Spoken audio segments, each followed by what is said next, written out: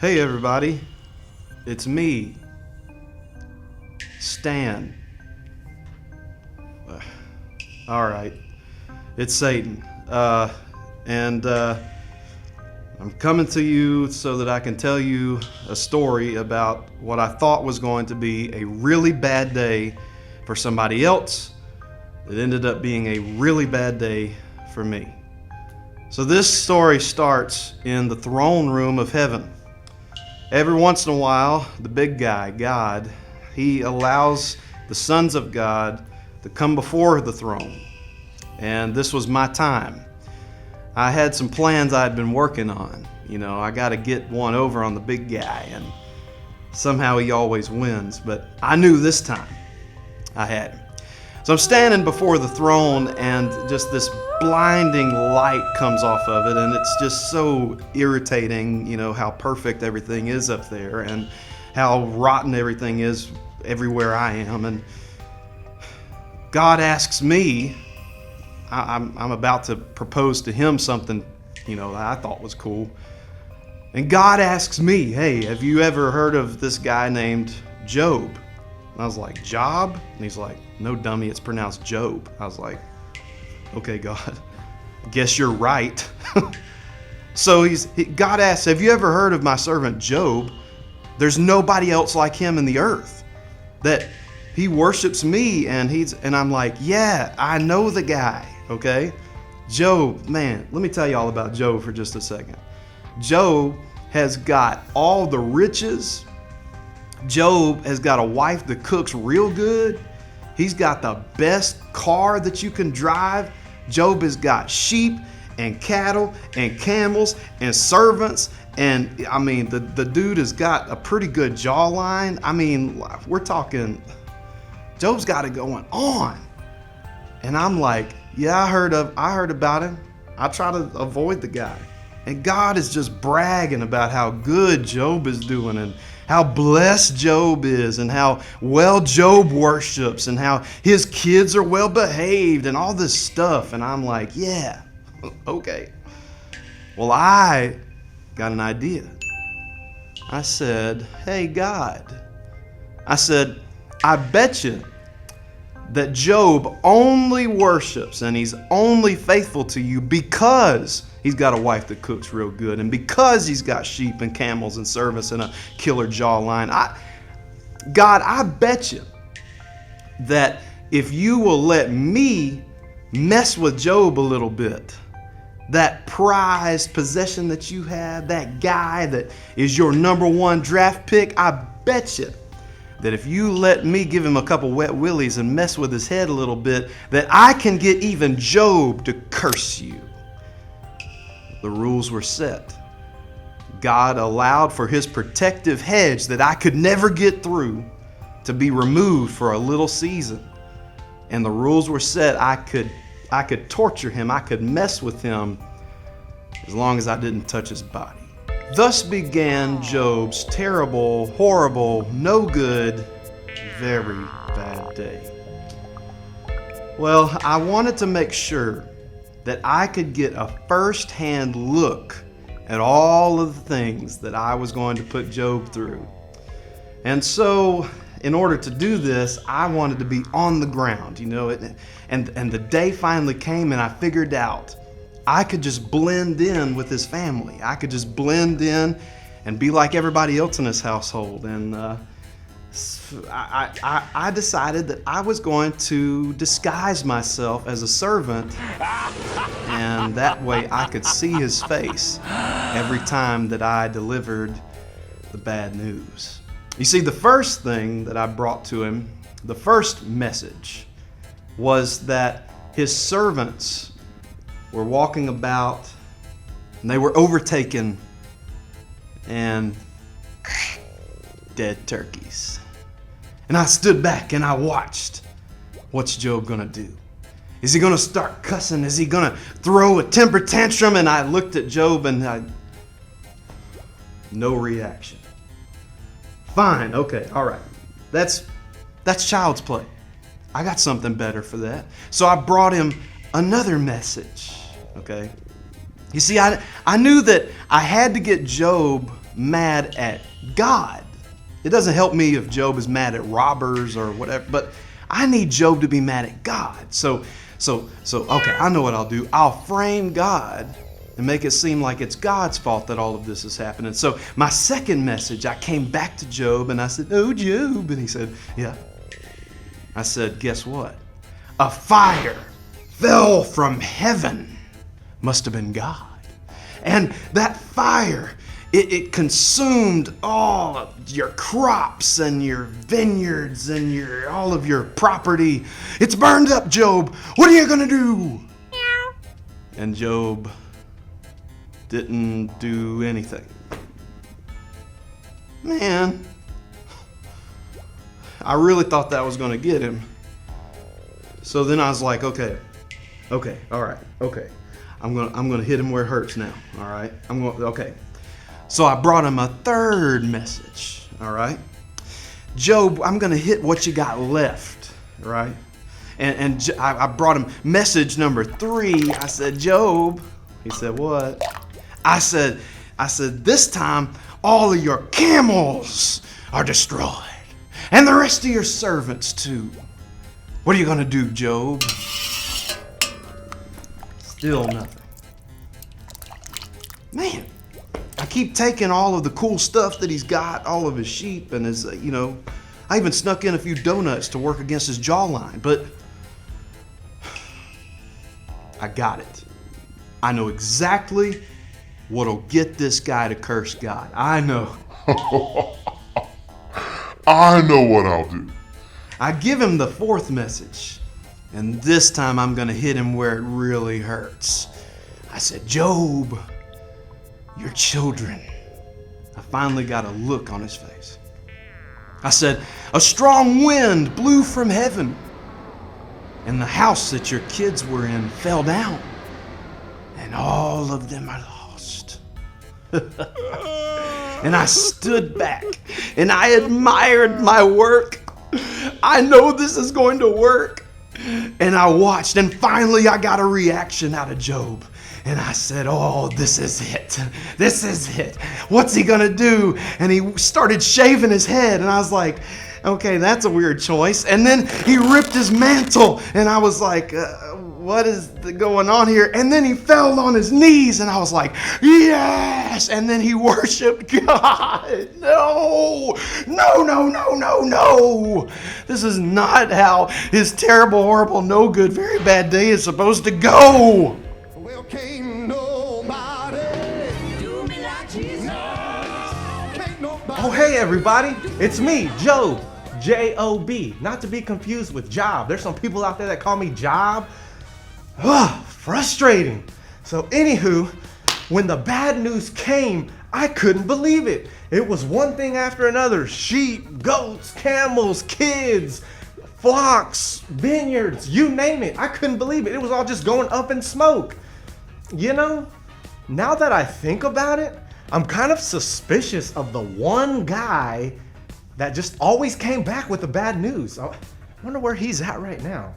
Anywho, so, in the middle of my bad day, as you can see, I cut my hair and tore my beautiful garment off that I had gotten from my wife for my birthday, and I was just worshiping God. And I want to share a verse, a scripture with you that's so near and dear to my heart, because it really shows you kind of what's going on with me right now. Are you ready, kids? Repeat after me. The Lord gave, and the Lord has taken away. Blessed be the name of the Lord. Job 1:21. Hey, that's me. All right, let's try this again, kids. Now let's do it with some excitement, because guess what? God is so good. The Lord gave, and the Lord has taken away, but blessed be the name of the Lord. Job, that's me, 1 21. Now, kids, if you're having a horrible, terrible, no good, very bad day like me, I want you to tell that to your teachers, to your preachers, to your bus captains. Tell it to your friends, even if they're having a bad day, and tell them, blessed be the name of the Lord, because can't nobody do me like Jesus. Can't nobody do me like the Lord. Can't nobody do me like Jesus. He's my friend. Man, I tell you what, it's a rough gig out here being the devil. Nobody likes me. So, after taking another beating from Job's worship, I go back to the throne of God. That blinding light hit my already blackened eye. And I look around and everybody's laughing at me. All the 24 elders and their thrones and all that nonsense. They're all laughing at me and I got upset. I cried out and I said, you know what, God? If you will let me strike Job himself, if you'll let me attack his body, then I guarantee I'll win. He will walk away from his faith and he will curse you. God agreed to the rules. I could strike his body. I just couldn't kill him. So I left the throne and came back to Job's side. You see, while Job is, dealing with all of the stuff about his kids and all of this, I came up to him. I know. I'll pretend as if I'm comforting him. And all the while, you see, I'm afflicting him. I'm making him sick. And I reached out and I touched him on the shoulder, and I don't know whether he realized it was me or not, but suddenly he got these sores on his body, and he started having bad breath and dandruff and just all this nasty stuff. And it seemed like I was starting to get to him a little bit. He's getting upset. He's starting to weep a little bit, and I pretend like I'm weeping with him, but secretly everything's going according to plan. Ow! Everything's going according to plan. Well, this hadn't taken him out yet. I remember, Job has a wife. She can cook real good. And I began to think about, oh yeah, I remember whenever I got to Eve, how easily Eve helped me take out Adam. I know, she's the key. So I sneak up to her in my way, and I whisper in her ear, curse God and die. It's time to quit. It's time to give up. The day has been too bad to handle. So I whisper and I send her on her way. And she does exactly what I wanted her to do. She repeated word for word what I said to her. And she ran up to Job and she said, oh, what's up with this terrible, horrible, no good, very bad day? She said, why don't you just curse God and die? I just knew that Job was at his breaking point. I knew that he was going to say, you know what, you're right.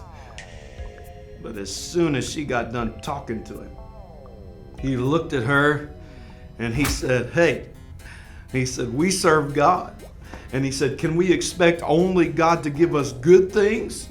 It's only normal that God would give us bad things. Do we expect only to have good days?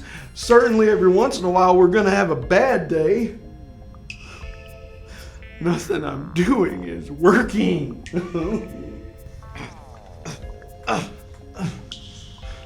So anyways, I go back to the drawing board. I'm going to give this guy a bad day.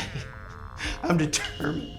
And I remember, okay, nothing I've done has worked, but I do remember that he has these three bozo friends: Eliphaz, Bildad, and Zopar. They sound like medications. But I get one to accuse him. I get one to enable him. And then I get one to question him and question God.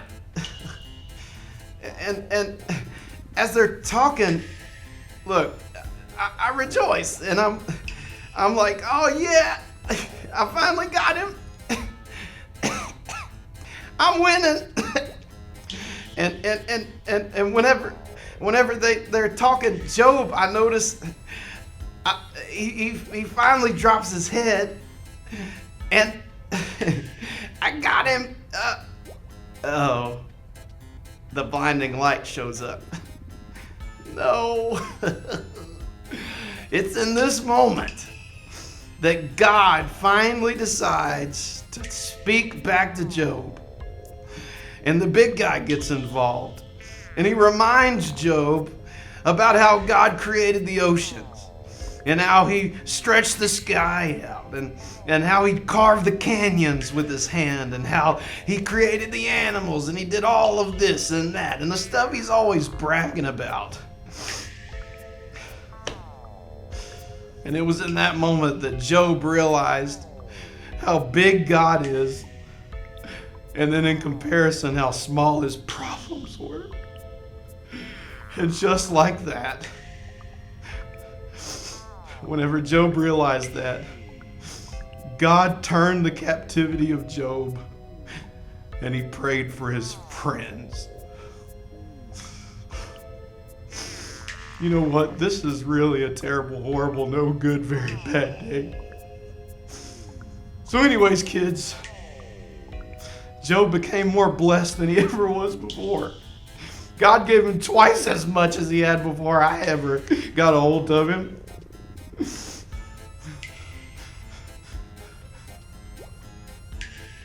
Maybe I can sneak a teaching in. Time for the main points, kids. Hey so there, buddy. I think we've heard enough of you today.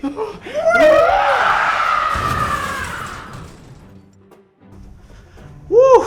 I'm glad to get rid of that guy. He was starting to get on my nerves. But I'm here to tell you, kids, that there's four that I want to take, that you should take away from this story. And the first one is this: each mess will become a message if we remain faithful to God. You see, when you're at school and you're kind of going through some things, if you stand strong in what you believe and that God is faithful to you, your friends will see that and they'll say, wow, that person, that fella, that young lady is something special. And you know what? God is really using them.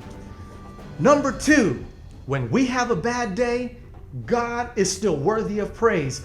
I lost everything, my kids, my servants. I mean, my favorite car was just gone. And you know what? I could have been sad. I could have thrown a pity party, but I didn't. I raised my hands and I started singing and worshiping and praising God, knowing that something good was going to come of this. Number three, are you still with me? When we deal with trouble correctly, everybody can see it. Our friends and our family, aunts, uncles, grandmas, grandpas, parents, you name it. Everybody can see it. Like I said, I could have been mad at my friends because they were trying to get me to listen to this, believe that, and be mad at God and curse him, but I didn't. I stood strong in my faith and I said, hey, you know what? Sometimes bad days are gonna happen, but we can't give up because God is number one. And number four, this is the last one. There is nothing that God, he can't fix, replace, or even restore. And you're like, what are you saying, Job? I'm here to tell you, if you're having a bad day, you lost your dog, you come, your family's a little split up right now, just different things like that that really trouble you, I'm here to tell you that just like me in my situation, God can do the same for you. He can fix that family. He can bring everybody back together. He can bring your lost Fido dog back to you. Whatever it is, just believe and pray and reach out, and he will fix it all and restore it, and it'll be the most amazing testimony that you could ever have. Now, kids, aunts, uncles, parents, everybody watching, let's all pray together. Lord, I just want to thank you for being faithful, that no matter what happens, no matter what trouble might come our way, Lord, that we will stand strong in your word and believe and know that you will make everything right just for us. I pray for each and every person that's watching this video right now, that even when things get troublesome, when things get icky and scary, that we not give up, that we would worship and praise you through the storm, because we know that all things work together for good. Lord, thank you for being awesome. We love you, we praise you, we believe in you, and we magnify you. Amen. All right, kids, tune in next week for another great, awesome lesson. See you later.